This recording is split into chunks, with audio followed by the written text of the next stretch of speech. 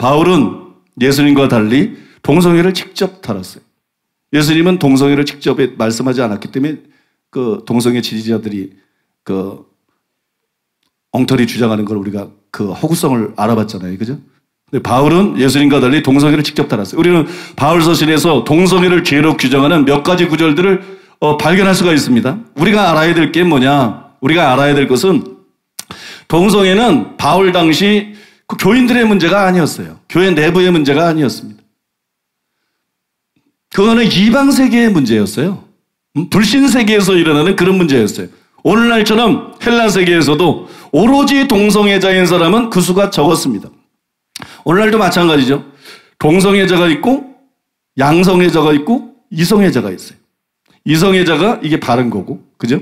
양성애자 잘못된 거고, 동성애자도 잘못된 거예요. 근데 동성애만 하는 사람들은 상대적으로 숫자가 많지 않은데 그때도 그랬다는 거예요. 그때도 그랬다.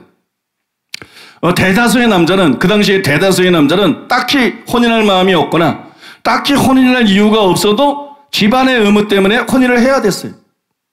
대를 이어야 되니까. 그죠? 옛날에는 막 그런 게 중요하잖아요. 그러니까, 그냥 혼인을 했어요. 그러면 이제 교회는 이런 남자와 여자들에게 오직 한 가지 가르침만 제시했는데, 너희의 성생활의 초점은 오로지 너희 남편이나 아내에게 집중해야 된다. 이런 여러분 가르침을 제공했어요. 여기에 동성애라는 항목이 없다는 거예요. 여기에 동성애라는 항목이 없다. 교회는 혼인하지 않은 소수의 사람에도, 이건 혼인하는 사람들에게 남편이나 아내에게 집중하라. 그죠? 딴 데 눈 돌리지 말라. 그건 죄다. 이렇게 말한 거고. 그 다음에 이제 혼인하지 않은 소수의 사람들에게도, 젊은 사람들이겠죠, 두 가지 선택을 제시했어요. 혼인하는 사람들에게는 선택이 하나뿐이야. 남편에게 집중해라. 아내에게 집중해라. 그죠?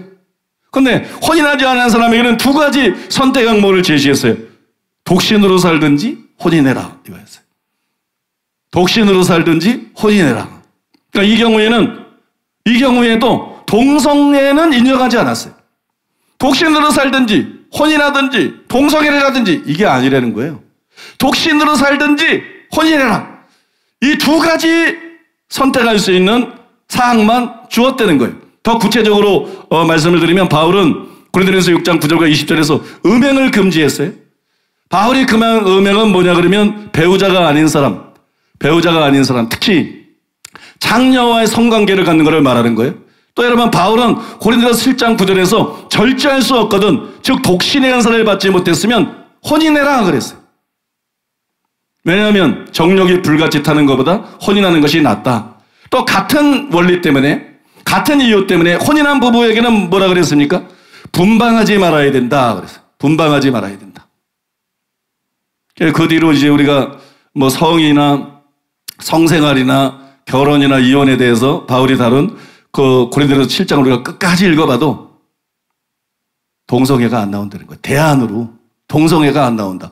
독신, 결혼, 이 두 가지 선택만 나온다는 거예요.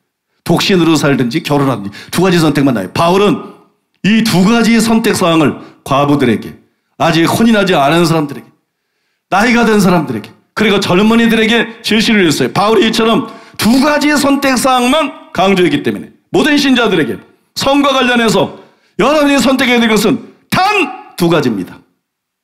독신으로 살든지 결혼하십시오. 동성애가 없어요. 독신으로 살든지 결혼하십시오. 그래서 여러분, 초대교회 안에는 동성애 문제가 없었어요. 초대교회 안에는 동성애가 주요 문제, 동성애자들이 아예 없었거나 거의 없었기 때문에 동성애가 주요 이슈가 아니었다는 거예요. 그래서 신약성경에 동성애에 대한 말씀들이 많이 없는 거예요. 신약성경에 동성애가 언급될 때는 대부분 예수 믿기 전이나 아니면 이방 사람들, 세상의 죄를 지적할 때, 죄인들을 묘사할 때 동성애가 나오지, 성도들을 상대로 동성애가 안 나옵니다, 여러분. 그러니까 이건 교회의 문제가 아니었다는 거예요. 세상의 문제였다는 거예요. 왜? 바울이 제대로 가르쳤기 때문에, 사도들이 제대로 가르쳤기 때문에. 근데 유럽의 목사들은 뭐 한 거예요? 그놈의 새끼들은.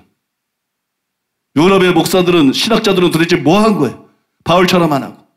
그것들이 잘못 가르쳐가지고 유럽이 무너져 버리고, 교회가. 미국의 목사 그것들은 뭐 하는 거예요? 그것들이 잘못 가르쳐서 성공해! 한국에도 그 교수들, 그 작자들, 그것들 뭐 하는 거예요? 여러분, 마땅히 우리가 사도 바울이 가르친 것처럼 가르쳐야 되는 거예요. 그래서 교회 안에는 동성애 문제가 없어야 되는 거예요. 근데 유럽의 교회는 성경이 말한 그 교회가 아니에요. 음료예요. 미국의 교회도 성경이 말한 그 교회가 아니에요. 잘못했어요. 한국에도 적지 않은 교회들이 그렇게 되면 서서히 물들어가고 있어요. 그러니까 목사들이 있는 곳들이 동성애 차별 금지법을 공약으로 내거래도 그거한테 표를 줘버리고 대통령 되게 만들어버리고 그거 시장 되게 만들어버리고 그거 국회의원 되게 만들어버리고 이 목사 이것들이 한 짓 아니야. 이게 장로라는 것들이 한 짓 아닙니까? 이게 권사라는 것들이 한 짓이잖아요. 이게 집사라는 것들이 한 짓이고 기독교인의 것들이 한 짓이고 그 나라가 이렇게 개판이잖아요. 목사들 때문에 장로 정신머리 없는 분별력 없는 성경에서 떠난 원칙을 갖고 있는 하나님 말씀에 의해서 바알과 같은 단호한 견해를 가져야 되는데 뭐 동성애 차별금지 뭐 하면 어때 뭐 그런 거 표 찍어버리고 그거 죄라는 거예요. 그거 잘못됐다는 것입니다. 그거 회개해야 된다는 것입니다. 그거 거기서 돌아서야 된다는 것입니다. 그런 것들이 하나하나 쌓여서 나라를 말아먹는 거예요. 나라를 망치는 거예요. 단순히 공산화만 문제가 아니에요. 유럽처럼 되는 거예요. 미국처럼 되는 거예요. 교회가 껍데기가 있으면 뭐해? 알맹이는 완전히 세상이 돼버리고 무너져 버리는 거예요. 세상에만 있었던 동성애 문제가 유럽 보세요. 미국을 보세요. 교회 안으로 기어들어온 거예요. 교회가 세속화된 거예요. 교회가 타락한 거예요. 교회가 변질된 겁니다. 교회가 부패한 겁니까? 교회가 부패한 거예요. 여러분 그 중요성을 아시겠어요? 좌파를 지지하는 게 얼마나 잘못된 건지 아시겠어요? 누가 동성애 차별금지법을 집요하게 이렇게 추구합니까? 좌파입니다. 문재인입니다. 서울시장입니다. 정의당입니다. 더불어민주당입니다. 좌파입니다. 내가 왜 그렇게 여러분 목숨 내걸고 좌파를 반대하는지 아시겠어요? 안 됩니다. 용납하면 안 돼요.